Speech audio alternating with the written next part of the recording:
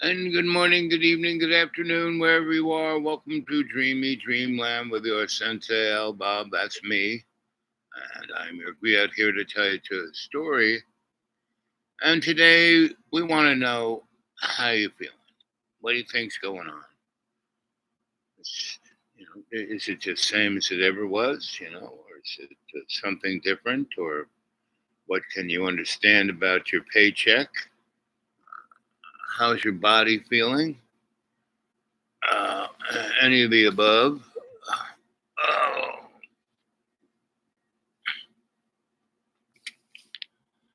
uh, yeah.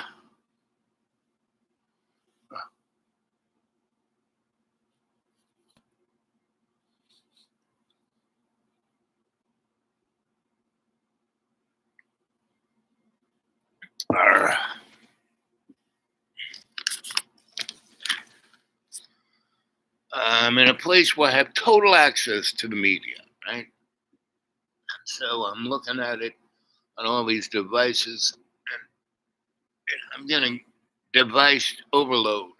Oh, uh,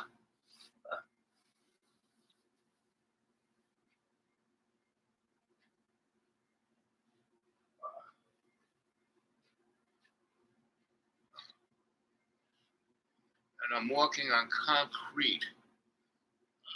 Uh, poor body is sleeping on concrete.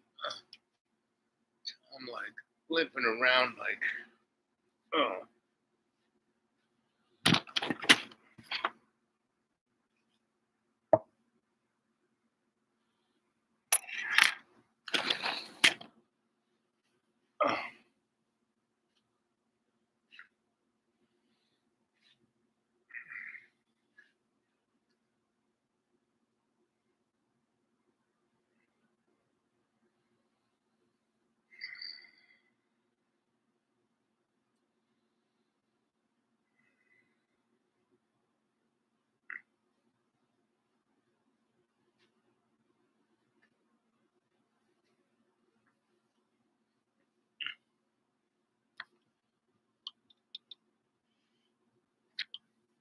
Oh.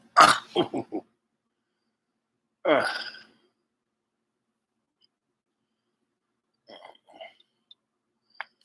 really haven't been sleeping well. It's hard to sleep well on concrete. I'm going on to week, almost a month. Mm.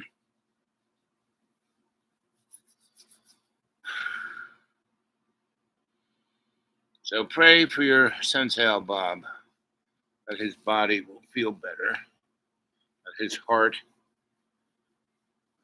will be better. Uh, I am the John Boy is the patron saint of suffering. He is the you know canary in Plato's cave.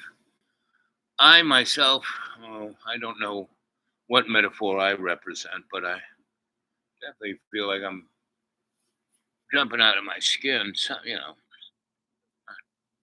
uh, but anyway, uh,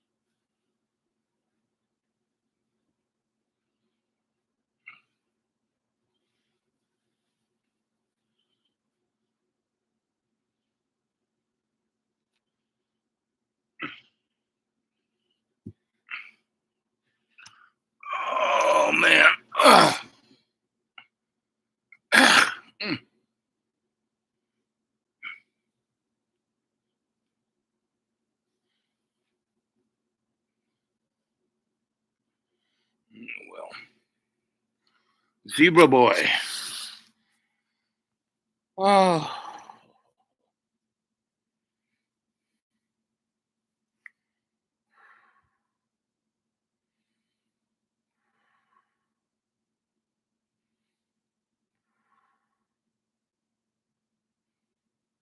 Hmm.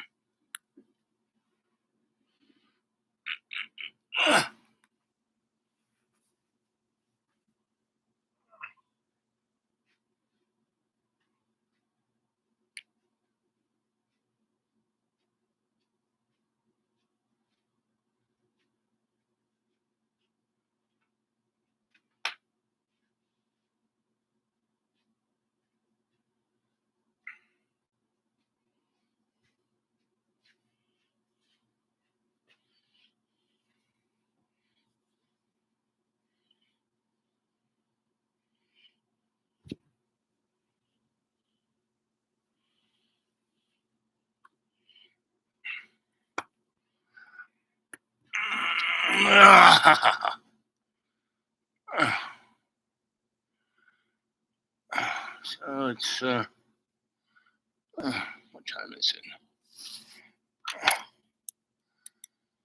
So we're gonna luck out, I hope, with the weather.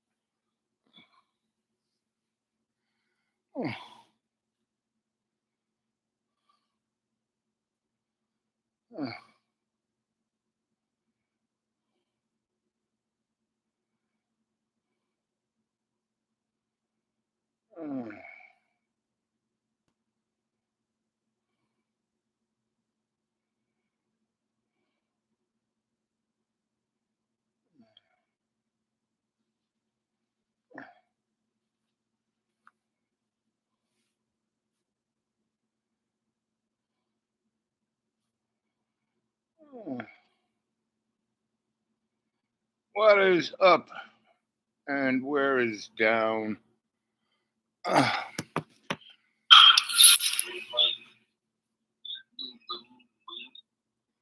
Boom, boom, boom, boom, beep, beep, beep, beep. So yeah, tomorrow Donnie gets sworn in.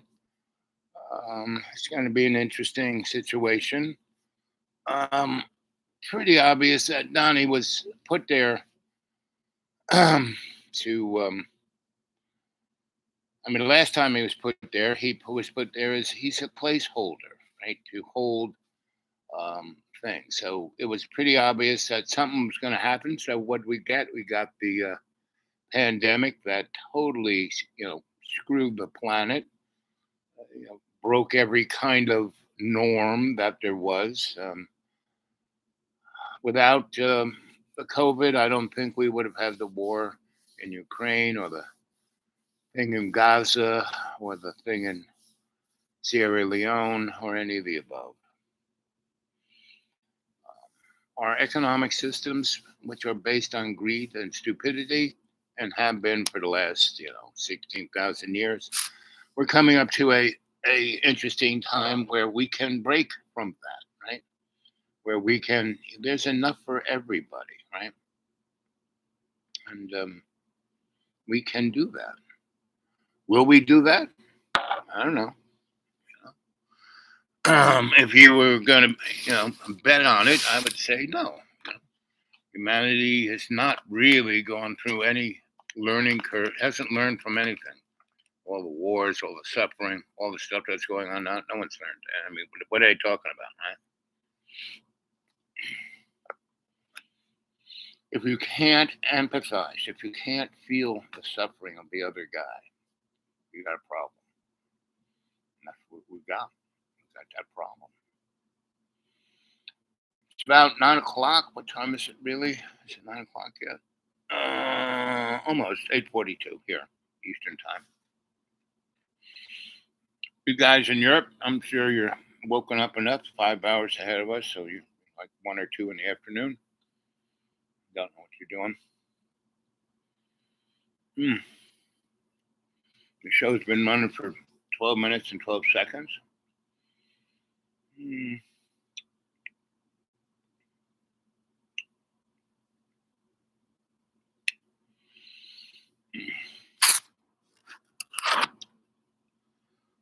Let's see.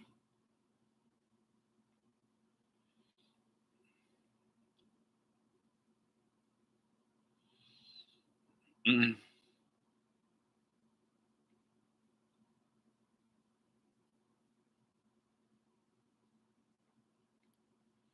I started drinking salt water for my gums, my friends laughed at me. But when they saw how fast my smile was, you've been predicting lights in the sky. What are we seeing? And what in the world is going on with the world today? I see a war going on for humanity, for who gets to control humanity. There's a war for your consciousness, there's a war for your opinion, there's a war for your frequency, and this will always occur on the brink of us making a very big leap in consciousness. The beings of darkness who once controlled the false matrix that we've lived on do not want the false matrix to return back to the divine matrix. The anchoring of darkness is getting harder and harder to do. And I'm not popular for saying what I'm about to say right now. And here's the truth. The most important question is, are you ready to shine?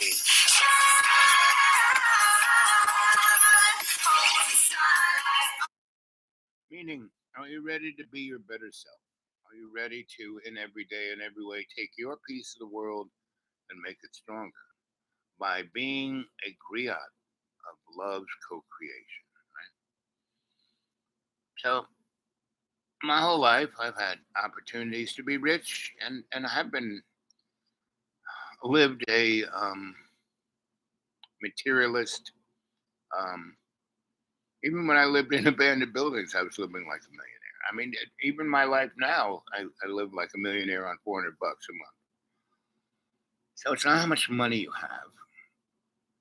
It's like one of the keys to economic success, no matter what is going on economically.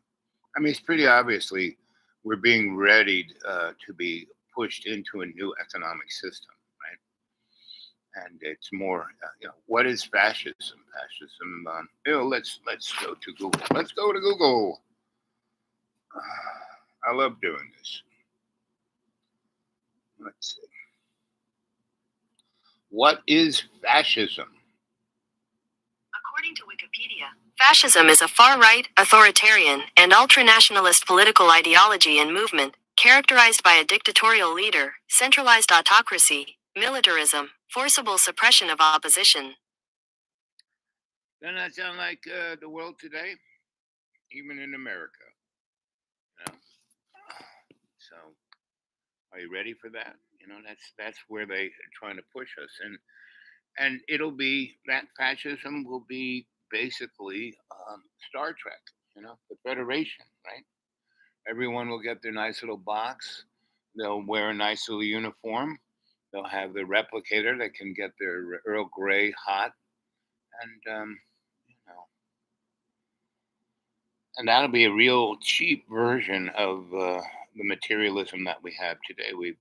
We live in the Romans had bread and circus, and that worked great for them. It enabled them to conquer great, vast resources and to exploit those resources and to take those resources and use them to build their empire. And that's what we did. We're an exploitive society to the point that we had, slavery, and we still do. If you're working in a factory, you're working for the man, you are a slave, right?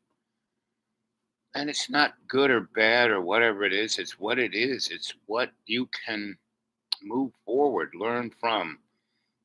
I've been all the above, right? And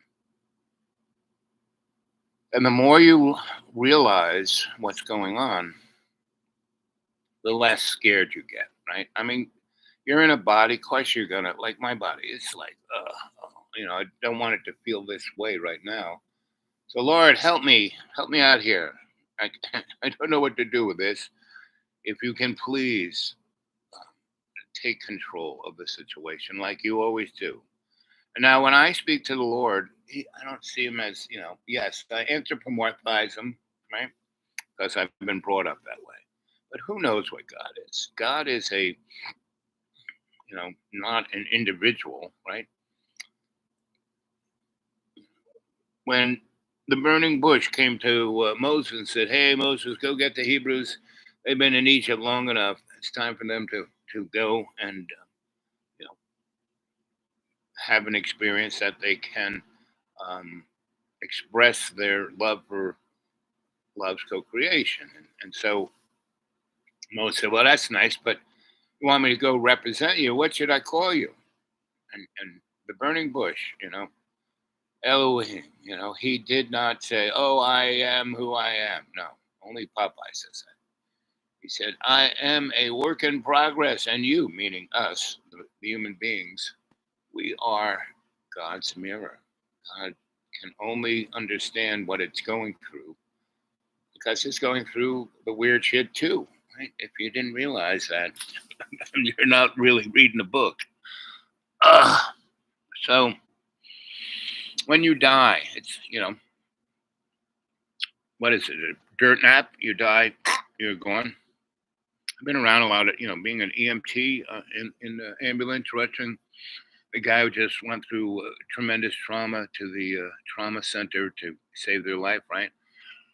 I was back at the bus talking to the guy. That was my job, to keep him hanging on. And I'm in that same situation. I'm hanging on, right?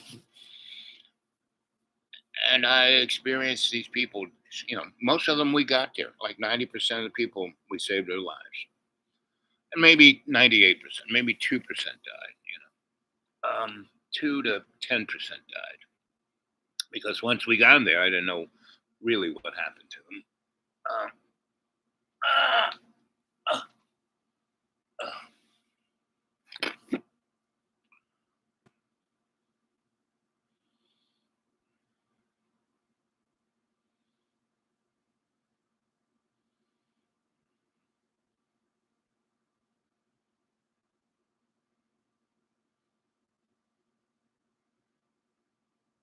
So listen, this lady.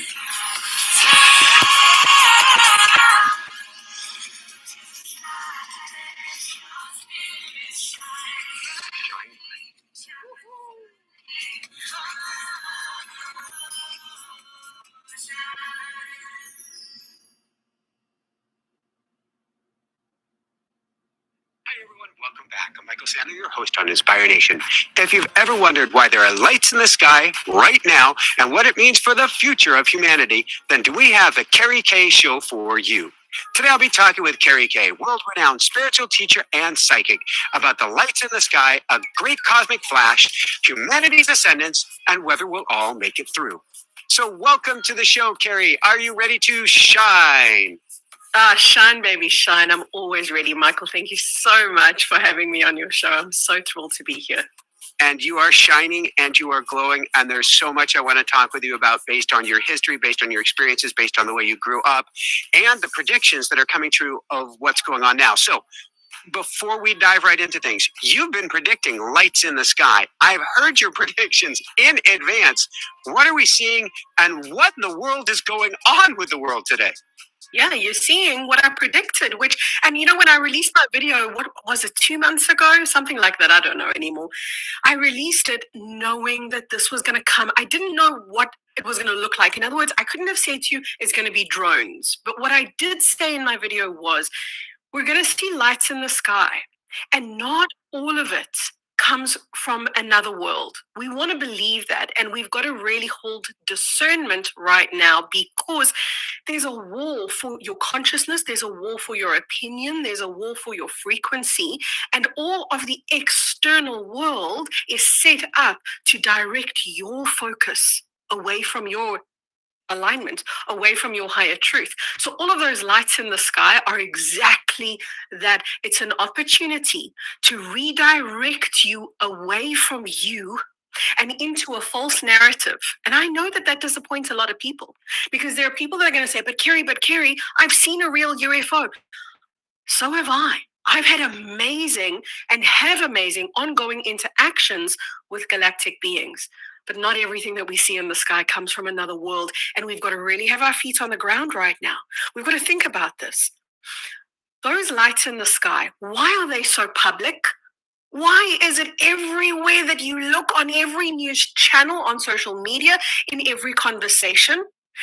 There's a reason why. When something gets media attention, there's a reason why it gets media attention. It's because there's a desperate attempt to redirect humanity. And this will always occur on the brink of us making a very big leap in consciousness. When we're about to escalate and elevate and hit that timeline at the highest octave that we've ever been on before, it's just then that those coordinated efforts come to distract us, to detract us. You guys, I'm looking out of my window right now. I've got the most spectacular view. And by the way, Michael, your background view beats mine hands down. Sorry, guys. This is not the most spectacular view, then it beats this. And I'm okay losing. No one's doing this. I've got a gorgeous mountain. I'm looking at this mountain out of the corner of my eye. And I got to tell you, I've seen craft right here over the top of this mountain. I've seen craft. The sky is full of it, but that's not what's being reported. What's being reported is the distraction stuff. So I can't believe I'm going to go there. But after diving into your work and seeing your predictions, I'm like, well, that's where we get to go today, and it's important for the awakening of all of humanity and consciousness. But you said a couple things. You said discernment, and then you said there's a war going on. Now, I believe if everything is God, nothing is not. It is all here to serve us. It is all of the light. But there is a separation going on and a holding on to the separation and trying to keep us in the darkness. What do you see on? I see a war going on for humanity, for who gets to control humanity.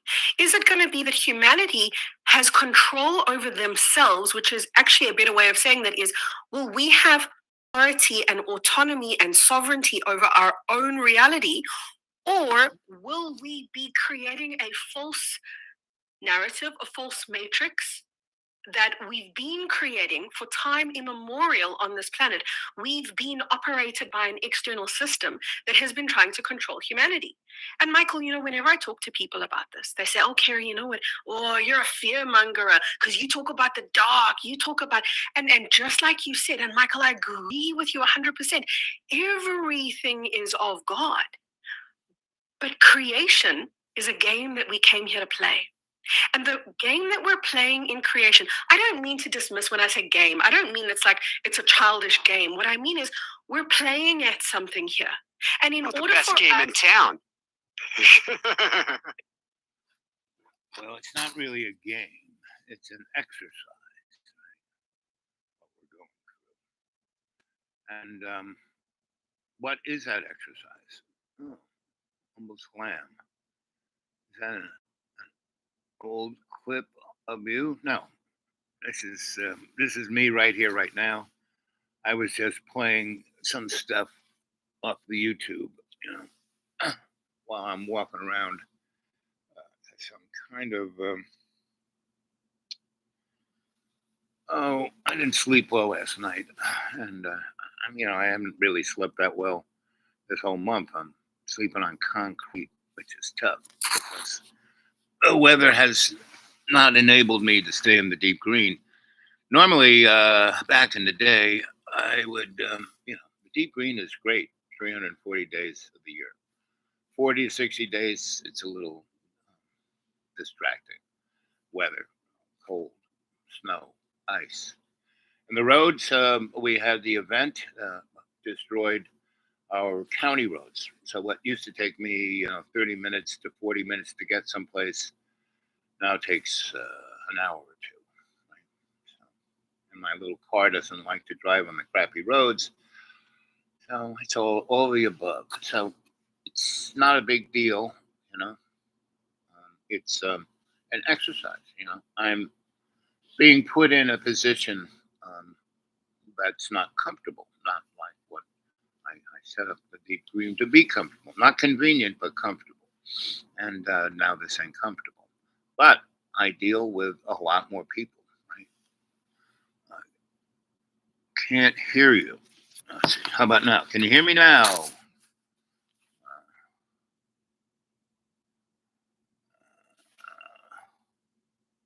Seems like the microphone's on. Get them folks to help you put that couch together. You know, I'm sleeping on the couch, but it's a crappy couch. What can I say? It's not like my bed, and my bed ain't the greatest, right? People, and the thing is, the churchy people, they're nice. They do their best to help me out, but they're unconscious. They really are. And the more I talk to them and open their eyes, they, and I can't do it all at once. I had to do it very gently. And just like I do with you guys, I had to do it very gently. And so that's the story. And again, the physical uncomfortableness I'm feeling is just it's a tool for me to sharpen my spiritual spear and my theologic self, because it forces me to, when my body was, my body, as I died in 2014. And between then and the event, I got my body in a comfortable space. I just, destroyed it a good deal. But I had, got it to a point where, but I'm watching the medical establishment fall apart. I mean, I'm watching all the institutions fall apart. And you wonder if someone has a twin bed to give you. I mean, I'm going to go back to the deep greens, as soon as I can, and I'll be fine there. Here, no, it's like, they, oh, you got a bed to sleep on? Yeah, that's good enough. It's like they really, they're so unconscious about their own bodies, their own lives, their own everything, that they can't really up and feel for me. I mean, they do their best. They really do. But they bring me crap food because they, oh, you're hungry, here, have this crap food, right? I showed it the other day, the crap food they gave me. I mean, it's, when they're trying to be nice and it's whatever that was. How much juice do I have? My battery's still alive? Yeah, my battery's still alive. It's one, that's what I'm talking about. We have to go a little further. So that little thing I was playing for you, I might play a little bit more.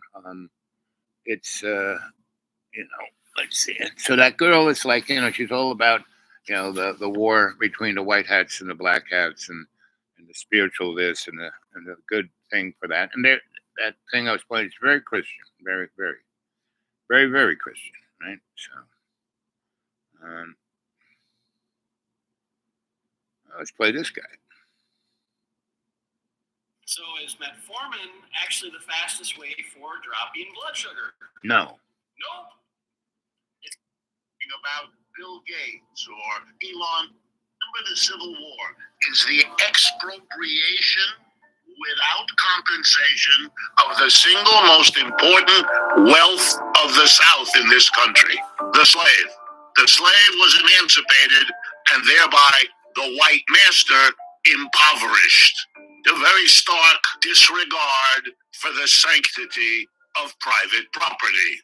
And capitalism, having destroyed its competitor with enormous violence, took off.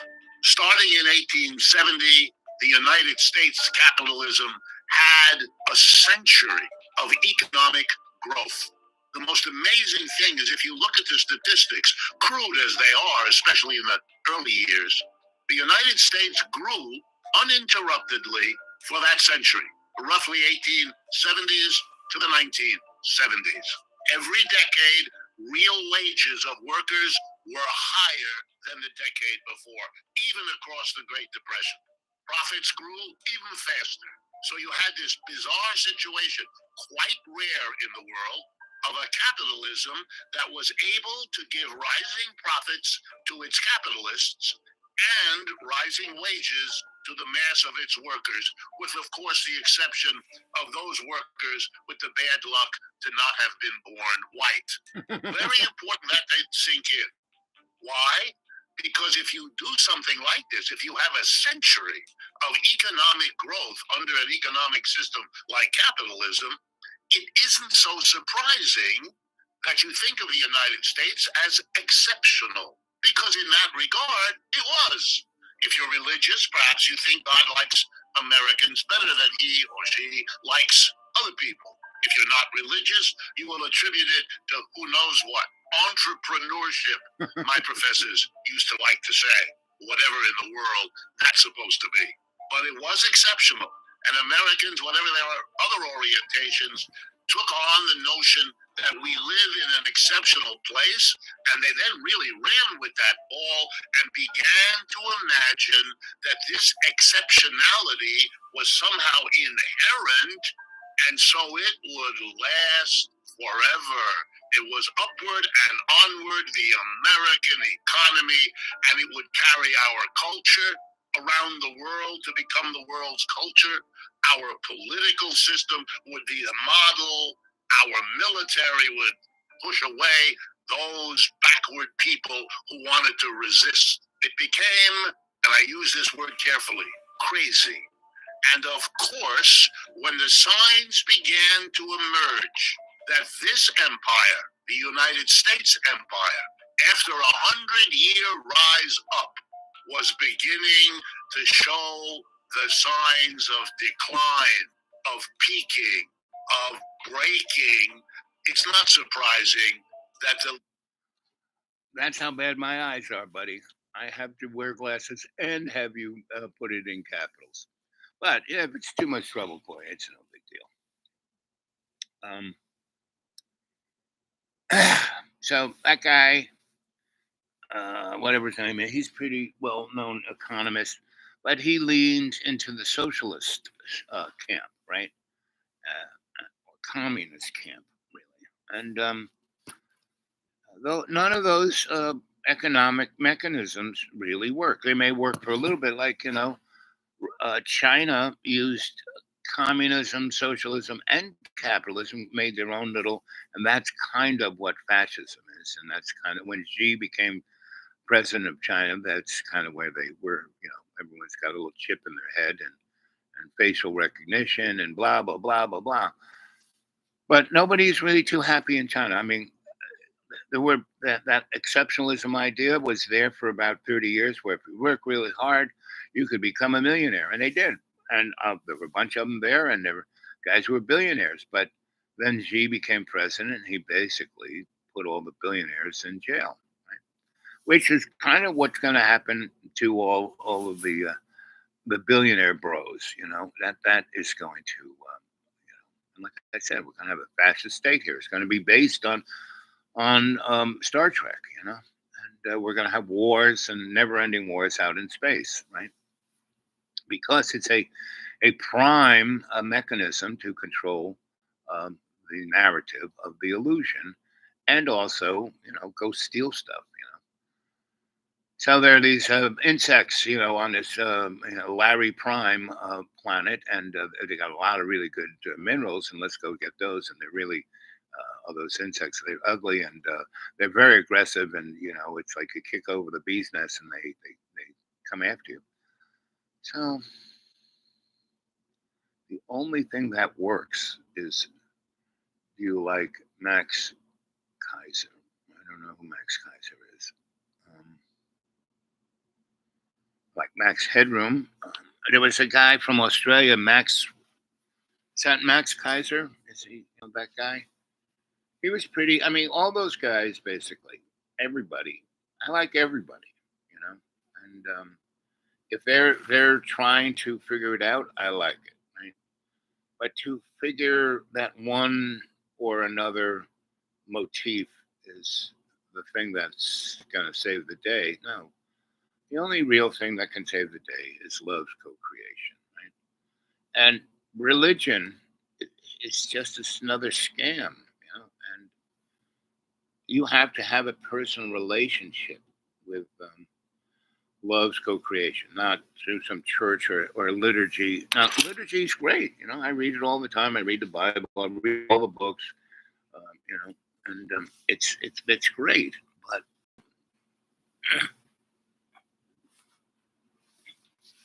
consider that. Oh, poor body.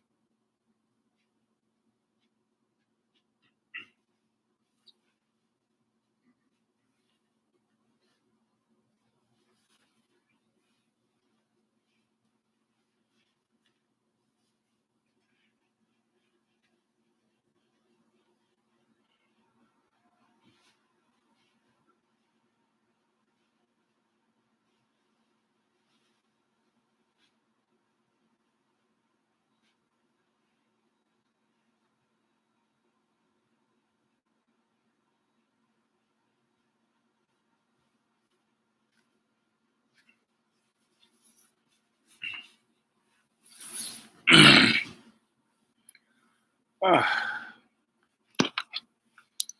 let's see what you're saying.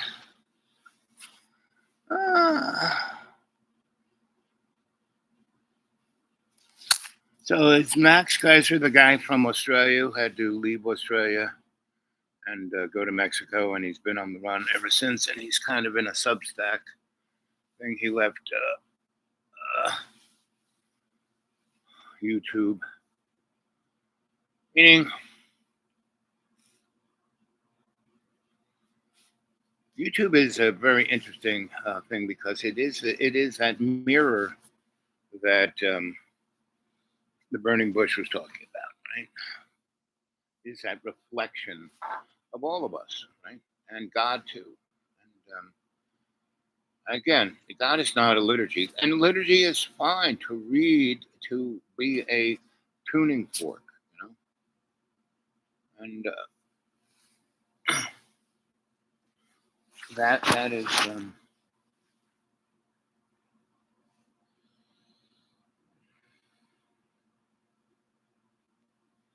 Let's see.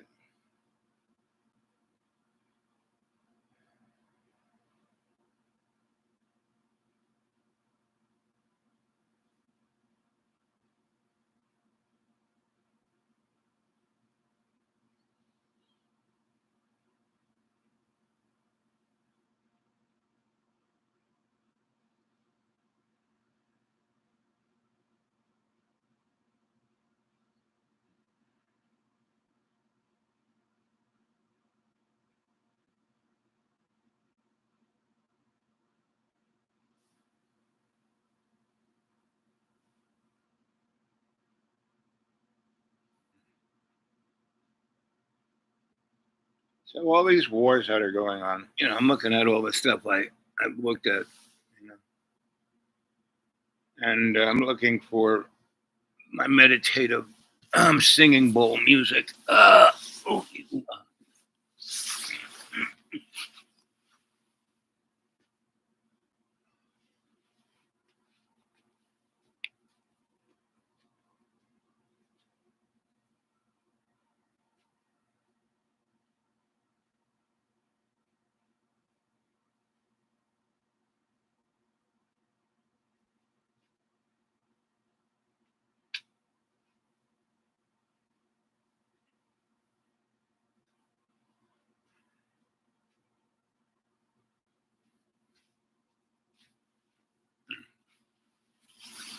So it is a pretty comfy chair, but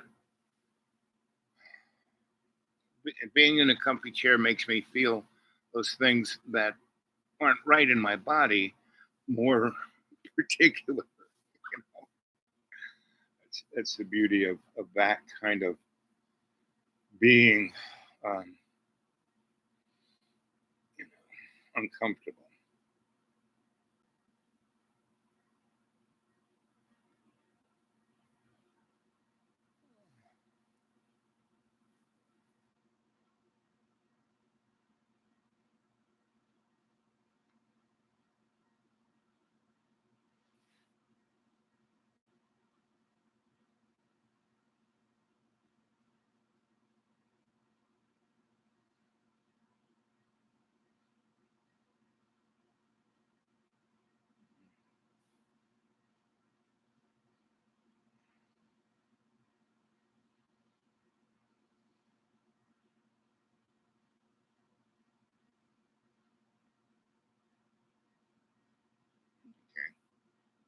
There's a reason you can smell the asparagus come out of you in your urine. It's good for kidney health. For ginger, recent study in renal nutrition concluded that the alcohol-induced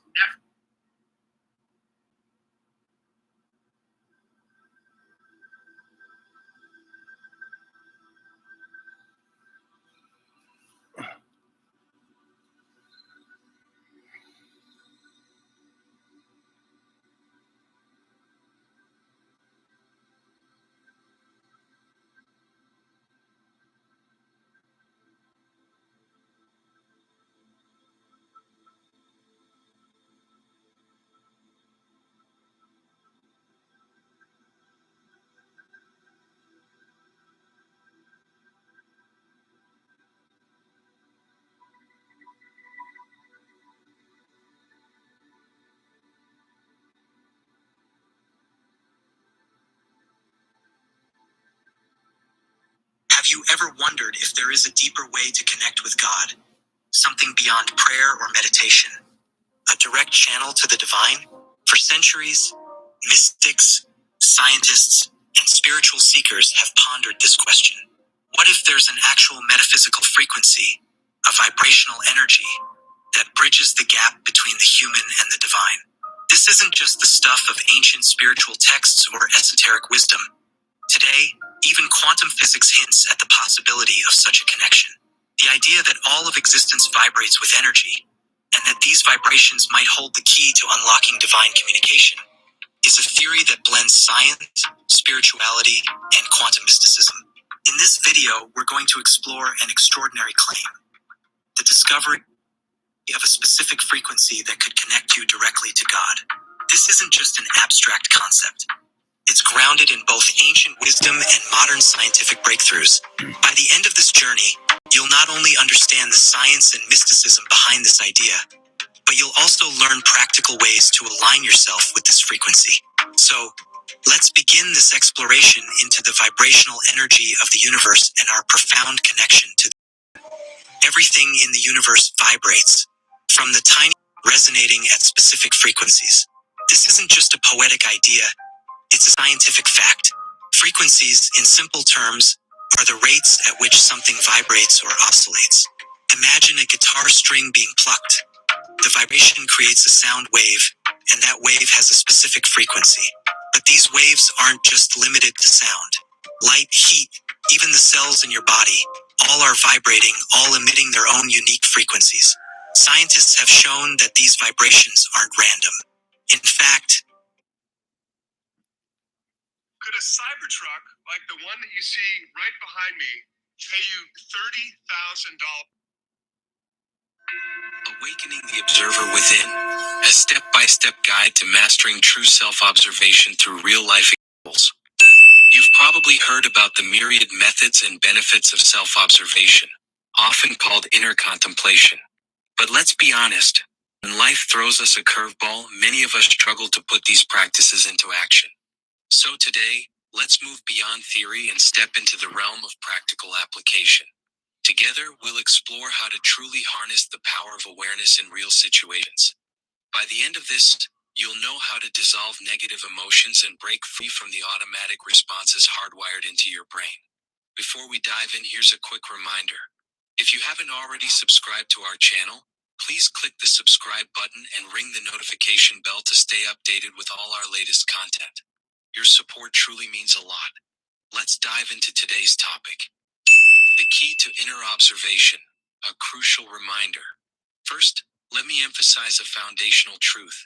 Any emotion that arises in your mind is always tied to a thought. Without exception, every emotion you feel is triggered by a specific mental activity. Now, here's the deeper layer. This mechanism of judgment, the way your mind evaluates the shifting appearances of the external world, is what we call your karmic pattern, your habitual tendencies, or your automatic response system. What is inner observation really? Inner observation is the practice of profoundly observing this automatic system within yourself. It's not about suppressing or battling your thoughts or emotions, but about seeing them clearly as they are, without judgment or attachment. More importantly, inner observation is the art of staying fully present, remaining in a state of conscious awareness that's undivided and complete. Think of it as the ultimate tool to uncover and disarm the invisible habits of your mind that keep you stuck. Next, let's delve into a real-life example. Imagine yourself in a scenario where your automatic responses are tested. How can you use inner observation in the heat of the moment? Let me show you. So, that what is inner observation? To be or not to be is the question. Yep. Do them door, go to outside or into a hall. Looks like a hall. This is just a room. This is like storage room. I'm sleeping in a storage room, basically. And again, that's just a external distraction, right?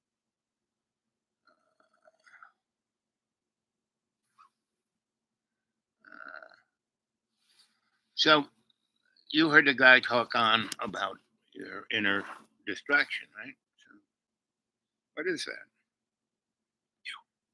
How to practice true That little self-observation. thing is A that annoying thing step-by-step that's breaking example. right through Let's everything. use a relatable scenario to illustrate how to engage in self-observation and So listen to transform this. negative Listen to emotions. this. Listen. Imagine someone who constantly worries about their health, fearing they might develop a serious illness. Yeah. Every time they read news about a disease or hear of someone's diagnosis, anxiety and fear take over. They start overanalyzing their own body, noticing phantom aches or discomforts, and spiraling into thoughts like, what if I get this too? Now, let's guide this person. Perhaps you're imagining yourself here through the practice of self-observation. Step 1. Allow and accept. The first step is to allow yourself to fully acknowledge what is happening. I am feeling anxious and afraid again because of an external trigger. That's okay. It's not my fault. It's simply a conditioned reflex, a deeply ingrained response stored in my genetic memory. There's no need to dig for the deepest, most hidden root cause. That pursuit often leads nowhere. Instead, accept that this is a reality you must face in this life. Who or what caused you to become like this no longer matters. What matters is acknowledging it without judgment. Say to yourself, it's okay to feel this way. I don't need to criticize myself for it or resist it. Just as someone born with a physical condition must first accept it to avoid a lifetime of struggle, I choose to embrace this moment fully. Even this fear and anxiety are worthy of my compassion. This is the foundation of self-observation, cultivating compassion for yourself. Step 2.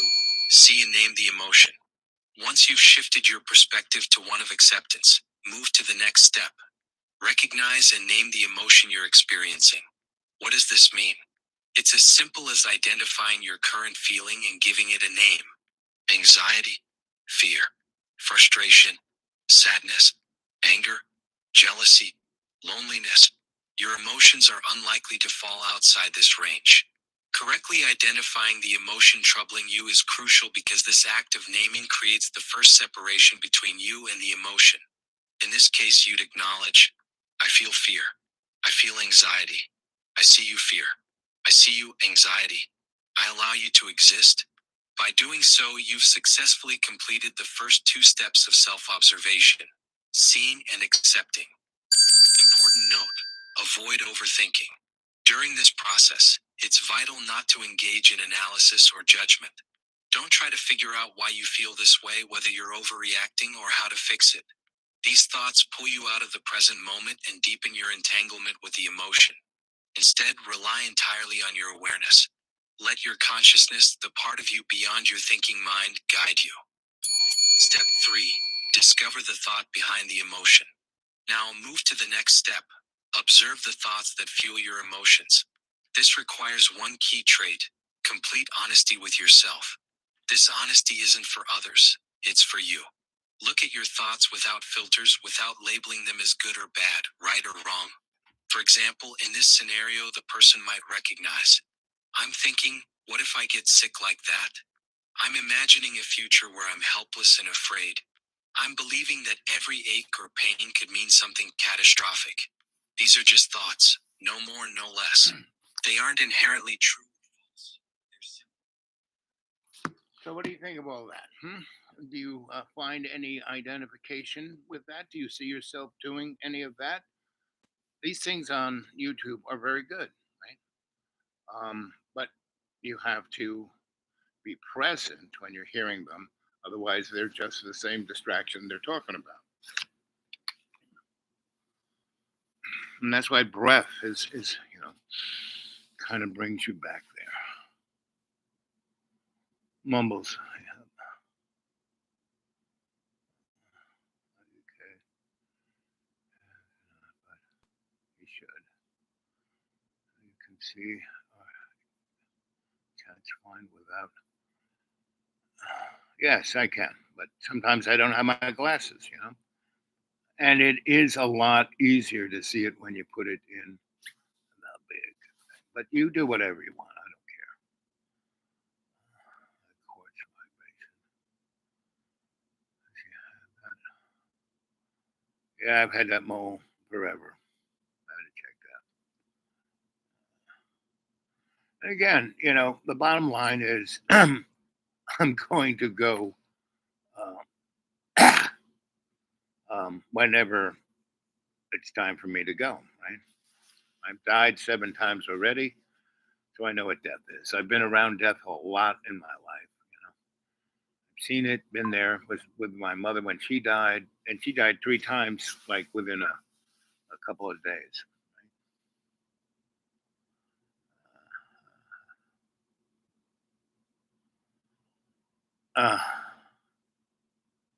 Yeah, I had it checked out like 3 months ago. Is that more recent enough for you?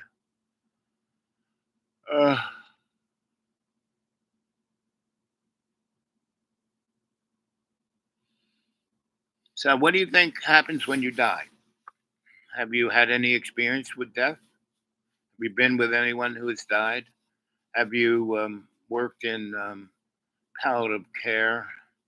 Have you been around old people dying? Have you seen any of that?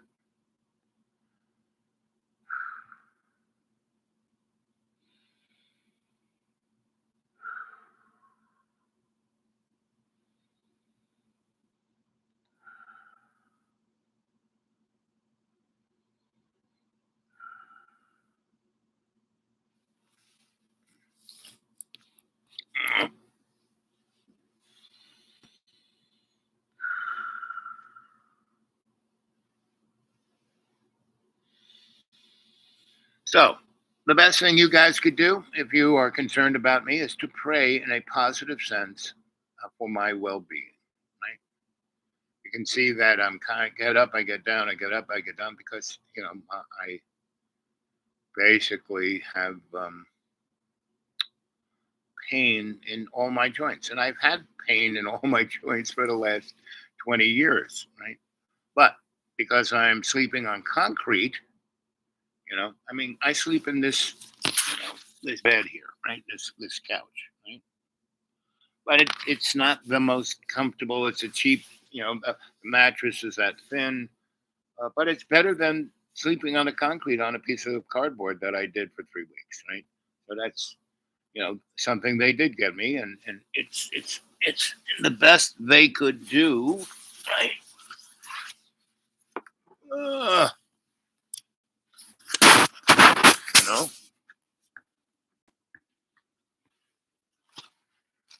that's how, and this is how thin that is, and that's what I'm sleeping on. But it allows me to get up and down